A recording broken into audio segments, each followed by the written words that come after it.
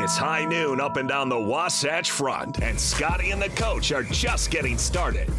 Joining us now from the Oregonian, Bill Orm. You know, the thing that is just wacky is that there's like a massive political issue going on with the arena, and there is no guarantee that they're going to get an arena deal done on the stated necessary timeline to renovate Moda Center. The league is expecting a deal done. The league has said that the arena needs to get renovated, basically for the Blazers to stay. The team leaving Portland after 50 plus years is such a real threat, and I don't think I don't know how many people fully understand that yet. Tom Dundon can't help make headlines on even crazier stuff than that. This is Scotty G and the coach, Tim LaComb, presented by Mountain Land Supply on 97.5 The KSL Sports Zone. 97.5 The KSL Sports Zone. A little Decemberous on the old playlist today. What was the one before that? It was big band sounding. Oh, that was Nathaniel Ratcliffe and the Night Sweats. See? You're exposing me to new music. You don't know those guys? No. Oh, I'm surprised. That's a great band. I do not. Yeah. You go look at a song called S.O.B., and it's a fantastic song. Sold or bought? Sure. Yeah, that's it. All right, so we got a final 2 hours of the show. Thanks for making us part of it. High noon up and down the Wasatch Front, as you heard the big voice guy mention. The Jazz settling in on free agency, on trades. Don't anticipate a lot of drama coming down the pipeline in terms of the Jazz, but there are a couple of big issues out there that could change the landscape a little bit. Ja Morant's on his way to Portland, but I think that Jaylen Brown, that cloud is kind of hovering over Boston and Jaylen Brown and what could happen there. That and then LeBron's little mini super team that could be building in Golden State. You look at that team, even if healthy, how good could that team be? Let's say Street Clothes is able to find a way to play 65 games. Decent regular season, because the regular season is what it is. But I think in the playoffs, a team that, if they were able to get there, it would be much like this year where the Lakers just didn't have the depth. They didn't have the quickness, some of those things you need.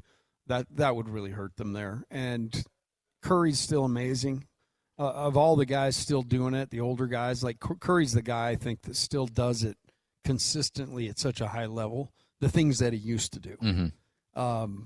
That always gives you an outside chance. But no, unless they change the rules and everybody has to play three guys over 35 all the time, I think that they probably would be in a tough spot. So you got your rec leagues at 6 foot and under.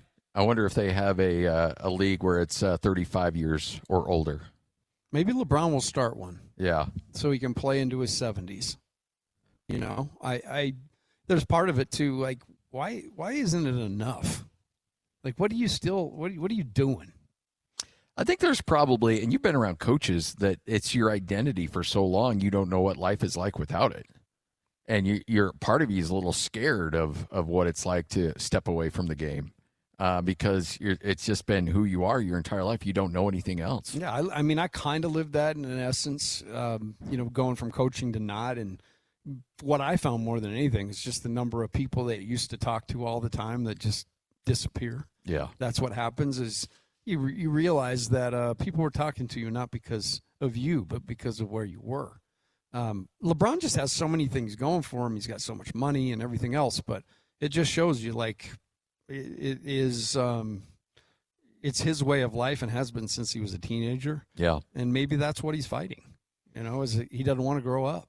I can see it. And like, there's a level of relevancy that you have when you play, and the GOAT conversations are always going to be there with him and MJ, and, certainly not getting into that, but as long as he's playing, that's a conversation. He steps away from the game, and he can do movies, he can do whatever, but it's just not quite the same as when he's playing basketball. And so, I think there's a real fear there of not being relevant anymore. So, I guess the lay of the land in the NBA is it's not being held up, but obviously there's some big names whose names are hovering. Jaylen Brown probably being the biggest. in terms of what they can go do right now. And then, the other teams like Golden State's just trying to round out a team that they could, feel like they could make a run with. And the best part about it, this won't last much longer. It's about 6 days, and we'll know where everybody's going to be. But this is, as much as I like the NBA, I love this time of year because you can kind of see the motor spinning on teams. Like, how can we make a couple different steps to just be relevant? And sometimes, like the Jeremy Grant John move, that was strictly cash. That was getting off that big old contract that Jeremy Grant was owed X amount of money. And it was basically, hey, if you take on all this money, we'll take your headache. Yeah. And that was that deal. So there was nothing to do with playing there. It's like, we'll take your headache. You take our expense, which our owner hates. Yeah. And I think deal. Dundon would rather deal with a headache than he would extra expenses. Oh yeah. You just suspend a headache, extra expenses that bill comes due every month. So we talk about LeBron hanging in there. Damian Lillard's hanging in there. Like he's not going away anytime soon. No, he's hanging in there, and it's a credit to his conditioning. He's a guy who, when he's out there, I mean, the defensive end was never a great strength. Now it's basically you're playing 4-on-5. I mean, that's going to be the biggest thing with him coming back from injury. Can he actually, can he move like he used to move? Because offensively, that's why he's there to make shots and point to his watch. Yeah, and good for him. Hell of a career. Happy for him. But like if you're Portland, you're like, hey, you know what? If you want to write off, we'll build a statue. We'll do all the cool stuff for you. There's excitement there about him being back there, and I do believe the people around there feel like he can still contribute to winning. The John Morant thing doesn't fit at all. No. But you think he can still contribute to winning? I think he can contribute, not like he used to, but certainly contribute. My fear is obviously this league is moving more and more to like 5 guys got to be out there guarding. And so that just puts Portland at a disadvantage, just like it did Milwaukee when he was there. And, there were a couple games where the Jazz played Portland when Dame was there and McCollum was there, when it was Conley and Mitchell, Joe Ingles. There was one night where the Jazz guards just did them so bad, and it was pretty crazy to see. But you can see, like, again, his size, he doesn't have great dominating size, and he's not a real physical defender. So everything you're going to get from him is going to be on the offensive side. So if you're the Lakers, Ben Anderson just posed this on Twitter, and I think it's an interesting question because if you're the Lakers and the Jazz, you can both make each other's lives a little miserable here. Because if the Lakers throw a huge offer at Walker Kessler and the Jazz match, then that impacts the Jazz cap-wise if they have to overpay by $5 to $8 million more than they really wanted to.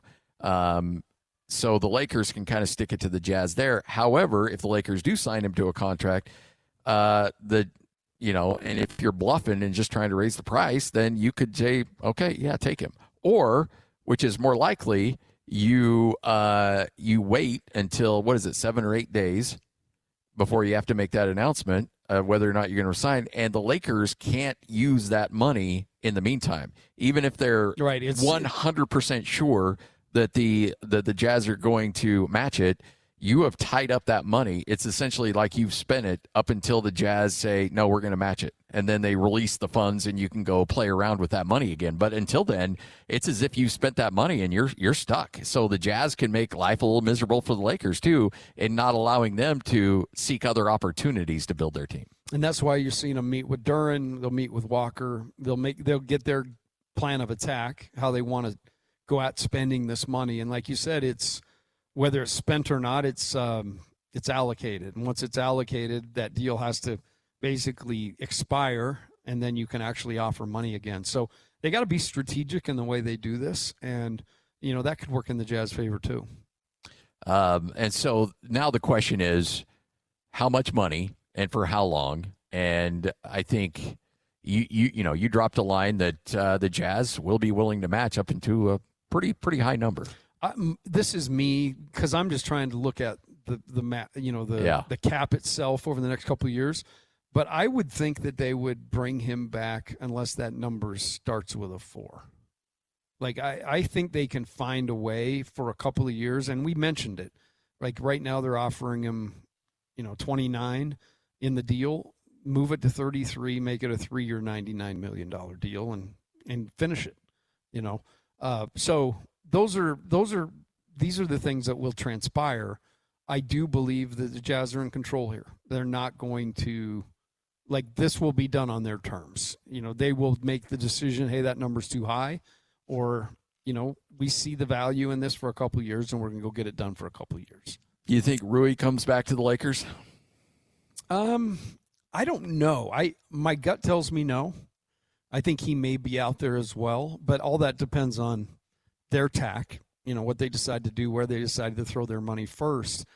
Because if money's tied up and Rui has an option to go somewhere else, he'd go somewhere else. So Ramona Shelburne of ESPN reporting that the Lakers are going to target Mitchell Robinson, Luke Kennard, Rui, and then also Jalen Duren, Walker Kessler, and Peyton Watson. So if you're throwing that many lines into the water, you can't allow that money to be tied up for 7 or 8 days. Yeah, you got to be pretty sure, right? So they're going to meet with these guys, kind of test their interest, try to figure out which option is best fiscally. You're talking about high-level guys there for the most part.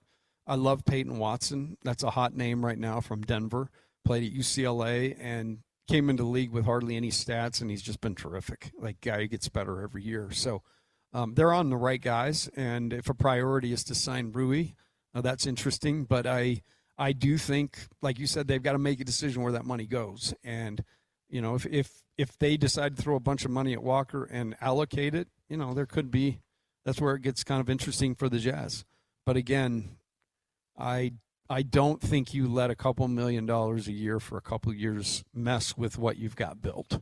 And I think the Jazz can control that. Well, and look, the Jaren Jackson Jr. trade, I think his strong suit obviously is a defensive player, but not a rebounder. You got to have rim protection. You got to have rebounding. Yeah, I would challenge him to be a better rebounder. I know will do that as well, but that's why those two work so well together, because they're both such astute defenders.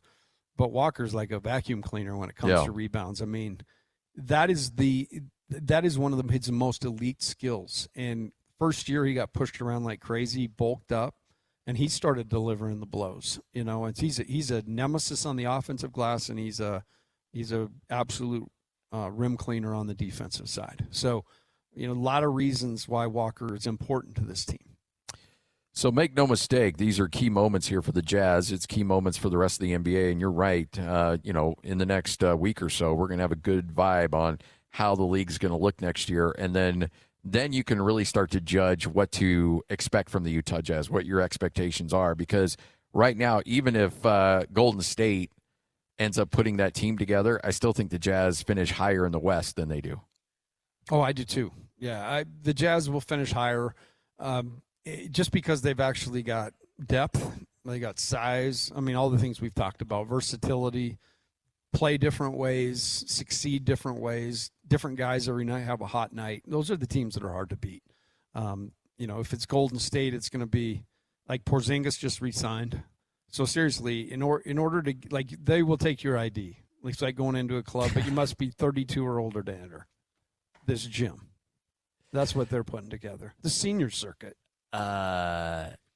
It's just, but I do think they're kind of building something that, it's like one last hurrah. Let's just, let's make one more run at this thing. And then at that point, all these guys will be old. We can kick them to the curb and rebuild this thing. Win one for the Gipper, which he was only about 30 years older than these guys, the story of the Gipper. So it makes sense. That's the age of Ronald Reagan now, if he still were alive, is only 30 years older than these guys. That's right. Oof. It's getting old, man. It really is a geriatric squad. And because of that, it'll actually be kind of fun to see what they do, but I don't see anything good. I saw another rumor last night that was interesting, that one Russell Westbrook may be coveted by the Washington Wizards to come back. Oh, please let them. I mean, they're making a very, very interesting sandbox with which to bring up young AJ. Poor AJ, man. I feel for him.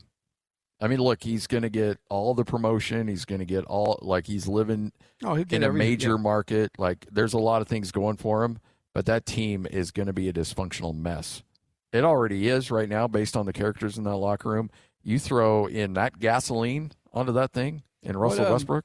What are the odds that Washington makes the playoffs next year? In the East, 35%. Maybe a play-in scenario. I mean, what do you think? Probably that. Play-in? Yeah, 35%. Okay, all right. 30 to 35% to play in. Because a lot of things have to go right, and when you got older guys like that, like Anthony Davis is still there right now, he's got to stay healthy. Which will never happen. Oh, his uniform is made out of denim, just to make him feel comfortable in his jeans. It's got a nice little, polyester jacket, warm-up jacket. Just to feel like you're on the bench at all times. So, yeah, big things to work out. And 6 p.m. tonight, the marketplace opens. A lot of discussions, a lot of names being floated. But the concrete piece of this will happen July 6th. I just love that we're talking about the major topic of the day for the Utah Jazz is Walker Kessler. And again, this is not a knock on Walker Kessler. Walker Kessler with the Jazz is going to be a very important piece. But we're not talking about dynamic scoring. We're not talking about playmaking. We're talking about rebounding and rim protection. And that means that the Jazz are in a really good place with the real weapons in place, like in regards to Darren Peterson, Lauri Markkanen. You go down the list of what they have and what they can attack you with. Keontae George, like those pieces are in place. Now we're just talking about some of these other elements. And so when Walker Kessler is dominating the headlines, the Jazz roster is in a really good place. Yeah, and next year it'll be Keontae George. Yes. I mean, that's what happens when you get young guys. They come in, they get a good first contract, but it's a make good. You got to prove that you're able to do the job and do it well, and how well you do it. You sign for that type of money. So it's going to come up with Keontae and Ace and just go down the list. All these guys are going to come to that point, and the Jazz will have to decide, hey, we're going to re-up. We really like what we see, or we're going to part ways. The key to it is just like when you're putting the team together, stack good decisions. Don't make a silly decision that will cost you when, like in this instance, if Walker's asking for 20, you offer 29, and Walker goes and gets an offer for 35. I think it's pretty simple. I think you match it. And you control your destiny for 3 years. He's a commodity that people want. Yeah. Because he runs, his numbers are going to prove out too, because he's going to be playing with a solid group of guys. How much does the injury worry you? I don't worry about it much. I mean, it was kind of a freak thing, and with technology, medicine, everything else, science that we've got today, the amount of time these guys spend getting their bodies ready, afterwards cooling down. I mean, it's not like these guys, they definitely get all of those benefits. So injuries are going to happen, especially with big guys, but I don't worry about this one for him. Yeah, I'm the same. It's not like you're dealing with, when a big man has chronic foot issues, then you start to get a little Greg concerned. Oden. Yeah. Or Embiid, right. like there are certain injuries are like, that could be a problem long term. I'm with you. I don't think this is a big issue.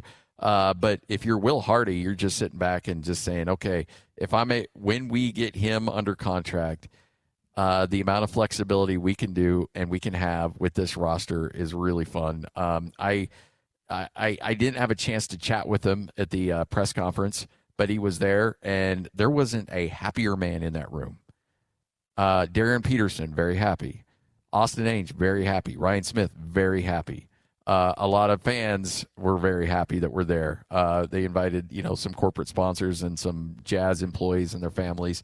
And so there were a lot of happy people there. I looked over at Will Hardy. I think Will Hardy's happiness level exceeded everybody in that room, because now not only does he get the green light to go and win in a high level, but he's got a full roster he gets to play with. Yeah, the one that he's familiar with, one he's coached, one he understands the nuance of how to coach them, one that he has helped somebody through a difficult time. Those things are all so important.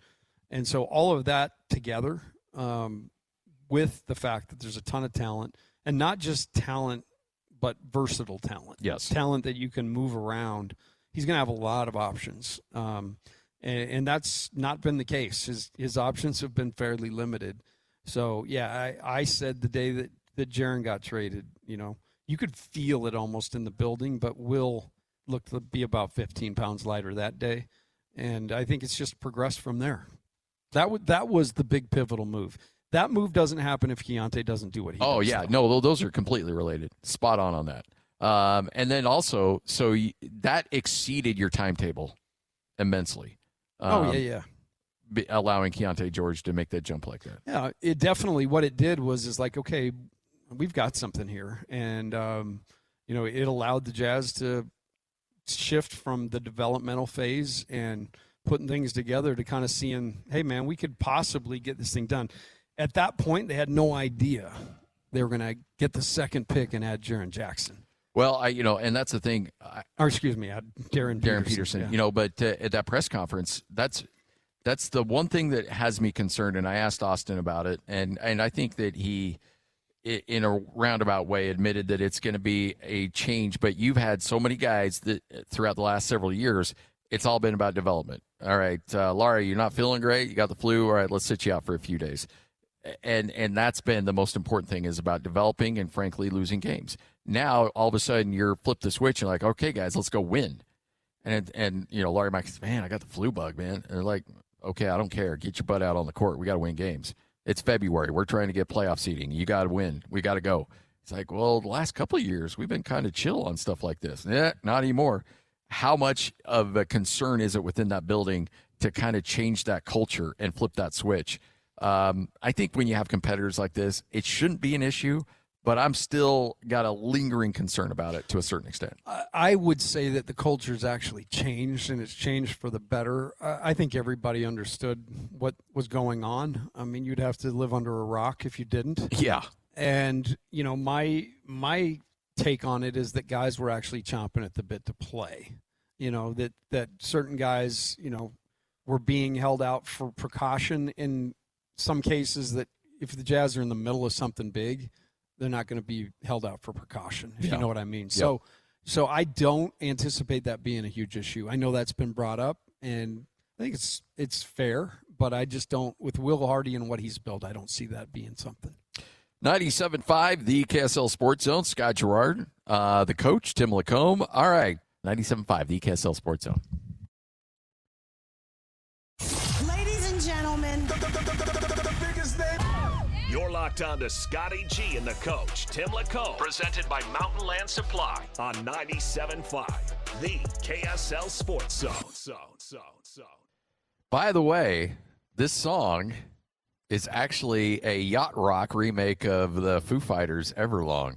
If you listen to it a little bit, it's really cool. That is really cool. I thought I was going to spice it up a little bit on this playlist, but it still is kind of falling back into the best part is we get to do one every week. It's the reps. We'll figure. There's no wrong answer. Lloyd, I do feel like I'm getting judged a little bit. Maybe By who? Is Coach getting you? Because there's no judgment on our side. Are you sure? Absolutely. We're just playing these deep cuts. I think Alex is like, okay, this is the guy I'm working with here. This is embarrassing. You know what? He's actually, I've seen him tapping his foot a couple times on some of your earlier deep cuts. All right, well, cool. We'll take that. My attitude last week really got us off to a bad start with this, but it's going to be good. No, it's just like, when, I think all of us saw what you did to Lloyd, and we're all just, we're just a little paranoid, So true. I'm so sorry. It's so true. Lloyd, Come I on, apologize. guys. Get more creative. I'm kidding. I thought when we had staff meetings, those things stayed behind the door. I know. Well, not on this show. Everything. No, we're an open book. I guess that's true. Everything's that's fair true. game on this show, for sure. That is true. All right. It is time, by the way, to give away some tickets. It is your chance to win your way into the Front Row Card Show, July 4th and 5th at the Hyatt Regency in Salt Lake City. It's the ultimate weekend for collectors of sports cards, trading card games, comics, and more. Caller number 12 right now, 801-575-ZONE. That's 801-575-ZONE. You win a pair of tickets and experience Salt Lake City's biggest collectible event. Get details at frontrowcardshow.com. How about that? I'm in. That's right up your alley. It is. Yeah, good deal. I was hoping maybe we could get some card shops to, advertise here. There's some big ones here in the state. It is like this thing, by the way, I want to say this place is coming in from like Phoenix. I think they do some stuff with our sister station. Oh, okay. Yeah, so they're in Phoenix actually right now. Then they'll be in Salt Lake, and they travel the country, but all kinds of really cool stuff here. And those shows, they're so cool because it's not just the cards, but it's all of the, I was watching with my wife, I was watching the Dallas Cowboy cheerleader Netflix thing. Oh, yeah. She's watching it. I'm playing golf on my phone, let's be honest. But they went to a guy's house who has the largest collection of just kitsch, just stuff from the Cowboys. He's got like glasses from 7-Eleven that they had, Slurpee collection, all the way down to, helmets. It was just incredible. But I love that stuff because it just ties you back to those golden days, ties you back to the golden days, and you can. Yeah, I have a room downstairs where I have a ton of memorabilia. I just love it. Well, I feel bad because my 15-year-old, who we share a lot of the same interests, he has gotten into cards in a big way, and I never did. And so he's like, "Hey, can we go over to Tim's house?" And I'm like, "We'll go to Tim's house." Yes, and you can, Brody. But he is desperately wanting to. I'll send him home with a starter pack as a mentor. As a card Well, mentor. I don't know if that'd be good for you. But card mentor, yes. But not general mentor. We could, that would be something I'd have to sit and talk with you and Jen about. Hey, next week, we will be at Big 12 Media Day. Fired up to get down there and really enjoy what should be some interesting things, some interesting storylines. Bear Bachmeier back for BYU. Devin Dampier back for the University of Utah. Bird Ficklin back for the University of Utah. The transition of power at the University of Utah with Morgan Scalley as the new head coach. Kalani Sitake now trying to rework his defense with Jay Hill leaving to go to Michigan. There are so many really cool storylines for this upcoming college football season. I cannot wait to get down there and chat with these guys. And then, frankly, you got Texas Tech down there, so you got the villains. So you have the Brandon Sorsby hangover going on that I'm sure will come up once or twice in There'll every be some crusties Jerry down there. Maguire. Jerry Maguire.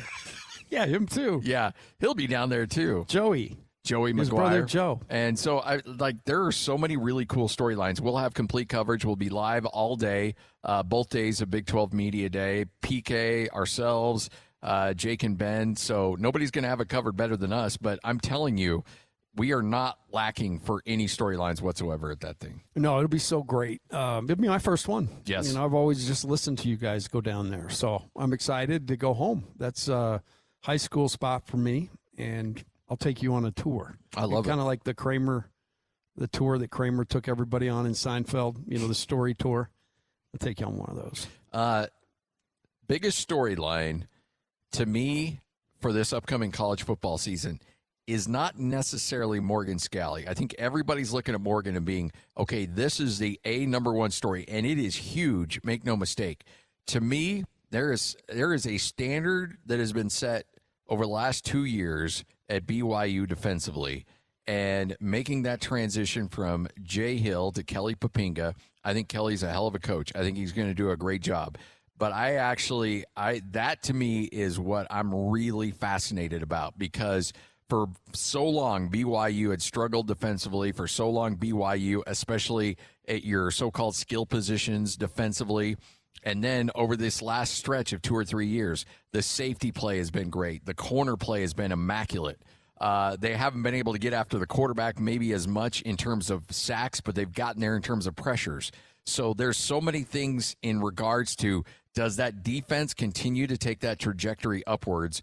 Because if it slips and comes back down to earth, then you got a lot of pressure on that offense with Bear Bachmeier having to score points. But that defense is something that I am keenly aware about coming up. Man, the defense last year was so stingy. It made the big plays. After having a couple of years of struggling to get sacks, the defensive line really performed. So, yeah, that continuity, for that to continue, Kelly Papinga is going to have to be the guy. Yeah. And, Kelly started coaching in 2009 as an intern. And I remember watching him because our seats where we took recruits were right by one of the exits from the field. And I would watch Kelly, with about 2 minutes left in the half, coming down from the box, sprinting across the field. I mean, this dude's been at it a long time. And he's added things. He's an intern. He was a GA. Then he coached the linebackers. He's coached he's been a co-defensive coordinator. He's coached the edge rushers. This dude knows how to coach football, but this is the next big step for him. And the best part about it is he's been there, seen guys do it, saw Jay do it at a high level, and right there in the room with him. So that's going to be the piece that needs to continue for BYU, because that was the difference. Their defense definitely supported that offense, and even in certain times bailed them out when the offense was struggling. For sure. And that's why I think BYU felt comfortable going with Bear Bachmeier last year, is that they hey, look, any amount of learning curve we need from this guy will be okay, because this defense can carry the load while he gets his feet wet and figures out what he's doing. And little do we know, it would take zero time for him to do that, and he'd be off to the races. I think it'll be interesting to see your Big 12 awards, how that's going to play out, what that will look like. And then to me, the other element that I'm excited about, and I'll admit my opinion's a little bit tainted on this because I know him, and I have a lot of respect for him. Kevin McGivern taking over the offense at the University of Utah, I think is going to be a really fascinating element. I love what he does offensively. I love what he did last year at Utah State, because he had a lot of issues he was working through. Offensive line wasn't good, so he had to scheme an offense knowing that his offensive line wasn't particularly good. I mean, just saying it, they weren't good. And so he had to scheme an offense that ended up scoring a lot of points, and Bryson Barnes had a tremendous year. Despite the fact that he was taking hit after hit after hit, he was still able to put together ridiculous numbers and get Utah State offensively where they needed to be. And so, honestly, I think take his scheme and his know-how and his ability to adapt, and then put that with the University of Utah, where you've got a foundation of good offensive line play. And I know they'll go backwards a little bit after having two bookends go in the first round. You're not going to be completely up to where you were last year, but you're going to have a good foundation and tradition of offensive line play. You've got an elite quarterback, and you've got an up-and-coming elite quarterback. You've got Pagan at wide receiver, I'm a huge fan of as well. Now he's a kid in a candy store. Last year he was making it work on a budget. This year he's got an embarrassment of riches on the offensive side. So the sky's the limit on how good Utah can be offensively. I'm more concerned about BYU's defense transitioning from Jay Hill to Kelly Papinga. And again, not a knock on Kelly, but this is a big boy opportunity for him, as opposed to Jason Beck handing the reins on over to Kevin McGivern. So those are the things I'm really looking forward to. I'm looking forward to catching up with all the coaches, though. Being able to talk to Kalani, Morgan, where they're at with these teams, it's going to be a great opportunity. And one thing on the Morgan front, they are doing a great job early on identifying guys and getting commitments right now. Yeah. Just pulled two guys out of Provo, out of Temp View. One of them with the last name Vakapuna, first name Fui. Dad works at BYU, so they're definitely doing something that's registering. There was an article written just a couple hours ago by Dan Sorensen. I got it on Yahoo, but it basically just talks about how Utah is really leaning into the culture, like that. They're recruiting their culture. So, if you've heard the RSNB, it's a way to play. It's a way to play. You got to be nasty. You got to be resilient or relentless, smart, nasty, and you got to be a ball hawk. Yeah. And so they're going out, and speed is really going to be important. And I feel like Utah's offense actually has a chance to consistently be good more now than with Kyle here, because there was just a certain point where Kyle viewed offense as it just had to be good enough. Don't make the mistake. Right. Defense is going to win us this game. We watched it long enough to know. And it's fine. It's a great strategy, if it works for you. But I just feel like you just mentioned McGivern's ability to open things up. Morgan, they're not going to go out there and be irresponsible and throw the ball over the field just because. But I do think they're going to have more options because in-house they're going to be friendly to more options. It's interesting, though, and I'll say this in regards to Kelly Poppinga, although he does have co-defensive coordinator experience. But I do think it'll be fascinating when you're Morgan Scalley and you go from being the great lieutenant, can you be the great general? The same thing with Kelly Poppinga. That to me those are the little things that it's hard, especially when you're around guys that you've been in the trenches with forever. And they've always known that Morgan was going to be the guy, but now he is the guy. And he's like, hey, you got to be better at this, this, and this. And you're like, hey, you were me last year. Like, you getting a little big for, just how that dynamic changes within an office. I know you've seen it. For sure. And so all of a sudden you're bossing people around. They're like, hey, you and me were hanging out in a cubicle, a few years ago. Now you're the boss. Let's maybe dial that down a little bit. I'm not saying that's the case. I just know that's human nature because I've seen that in every aspect of life. Is that what happened when Lloyd got his, promotion? He just big timed everybody? Well, yeah, he came in with an iron fist, and essentially any part-timer would walk into his office, and Lloyd would then fire them, and then they would walk out, and he's like, when I think of me, I think of an iron fist. I think of an iron fist, yes. Do we need to get Eric on the line? I feel like that was made up a little bit. Now, this was under the old regime. This didn't happen with our current human resources. So just want to clarify that. It's a little tighter. A young man who was really nervous. Like, he was really a good, ended up being a great producer. He produced my Utah State game. Yes, he was, Lloyd. He was good. He was really good on my Utah State game. I didn't say he wasn't good. I said he was great. Oh, I thought you said okay. Anyway, so Eric, great guy. But at first, he was really nervous about making mistakes. And, and sometimes, when you're thinking about what you're doing, sometimes it leads to more mistakes. And he was struggling a little bit. He was coming along. He would eventually be great. But Lloyd brought him in, and Lloyd says, pack up your stuff. You're out. You're fired. Not one of the fire. No, I didn't. I didn't fire him. Then he went and got his bike. He goes and gets his bike, and he's leaving. And then Lloyd says, "I'm joking. You're not fired. Just be better." And I think they don't. Is that how they write it up? I don't know that that's particularly how you. handle No. It's really actually not. It's not. It's not one of my finer moments. But Lloyd thought it would alleviate the pressure. Just play and you're not a little fired. bit. Just have some fun. But no, it was not. It was not good. I have found that when you're having fun, no one else is. That's what I have realized. And same with you, actually, too, Coach. There's a little bit of that with you, too. Hey, think of me taking pictures You of got this strangers nice the other guy day. persona, and I feel like there's an edge there. Oh, there's always an edge, but I lead with nice. I mean, you saw me at the game taking pictures. I kind of feel like you don't mean it sometimes. That hurts. See, now, don't be giving Coach strays on this one, Lloyd. That hurts. No, I'll prove it to you. I mean, I don't know what else I got to do, but I'll just continue to be the guy I am. Oh man, show up at baseball games, take pictures of kids that I don't know. No, but I don't want you to get arrested, though. We still have to do a show. One of these days, Lloyd, you and I are going to write a book. I know, right? About all these crazy stories, because man, once we go down memory lane, you get Jake Scott involved in this. We could share stories. Jake brought up another good one. And I can actually say this part. You remember the old Well, you weren't with us at that time when we had I know you heard about it though. The passenger van that went down to Mesquite. Yes. Yeah. I bet that was a 15-person passenger van with 2 people riding in it. Yeah. Yeah, that story got brought up yesterday.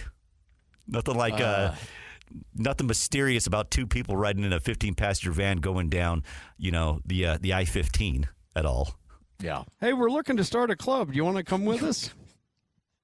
You didn't have any like the station candy you handed out a remote in the back, did you? Because no, that could be problematic too. No, none of that. You see big bags of saltwater taffy in the back or something. Open the bag and start throwing candy. Let's just say that area, by the way, is a big drug transportation area. So a 15-passenger van might look like, I don't know, maybe you're transporting something possibly. Well, then who was in it? You? And who else? Me. I'll just say me and a good old and producer. One other person. Dirty Dave Gore. Nice. Well, hopefully they didn't have any APBs out on you at that point. No, I was in the clear. Afterwards, maybe, but no. I was in the clear. That was, those were your John Morant days. This is totally an off-air discussion, man. I'll tell you about it, but it'll make you cringe. Yeah, there's a lot of cringeworthiness in that one. That whole trip, hearing about what happened on that absolutely. trip was crazy. Everything. Yeah. Our boy Hans has some stuff to tell on that one.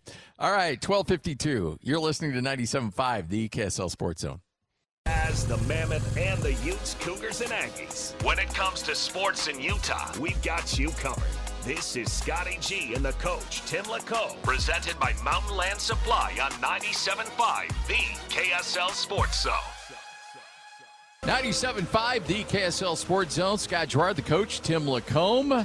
All right, when you hear that, it's exactly 1 minute of World Cup update. All kinds of upsets, all kinds of things to break down. So 1 minute of World Cup update starting right now. What a day it was yesterday at the FIFA World Cup. Brazil holding on with the last-minute winner against Japan to move on 2-1. Japan so close to the upset, but it was Germany who was upsetted by Paraguay in the penalty shootout. Paraguay wins it 4-3 in penalties as the underdog prevails.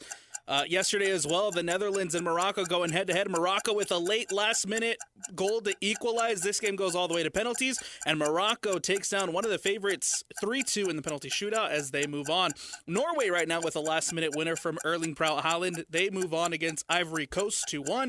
Later today, France taking on Sweden and Mexico taking on Ecuador. Tomorrow, England and the Congo go head-to-head at 10 a.m. Belgium and Senegal will play, and the United States men's national team will face off against Bosnia and Herzegovina. On Thursday, Spain will be taking on Austria. Portugal will take on Croatia. Switzerland will take on Algeria. And then you have the matches on Friday coming up with Australia and Egypt.